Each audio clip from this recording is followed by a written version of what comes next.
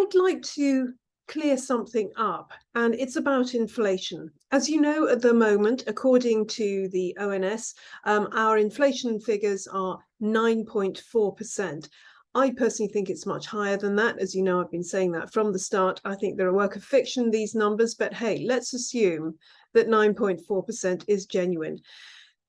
People keep saying, I want to say people, I'm talking even the head of the Bank of England, Andrew Bailey, keeps putting the blame for inflation at Putin's feet. Frankly, Putin seems to be being blamed for everything. If you get dumped by your boyfriend, it's Putin's fault at the moment.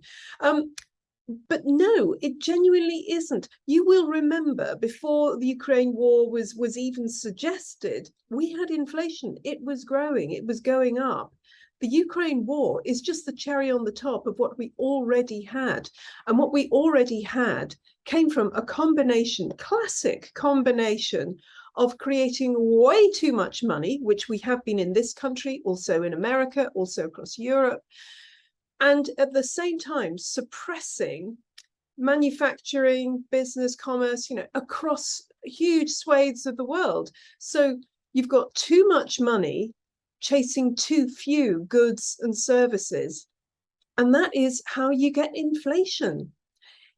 So, we can stop putting it all to the feet of Putin and Russia generally, and look to ourselves and look at how much money we have been printing and say, okay, that's what it's coming from. And the bad news, I'm afraid, I think, is that this is just the start. We're only just beginning to see the true horror of what our lords and masters have done, producing this insane amount of money and squashing commerce at the same time. Because we're going to see, I think, quite a bit more inflation. I said this last year when the Bank of England said, oh, inflation is just a blip. It'll be gone by the spring. I was shouting at the TV going, no, it won't. There we go. I was right. We've got to strap ourselves in because it's going to be a bumpy ride. And it's going to be a bumpy ride for quite a while, I think. But at least you know who created it first.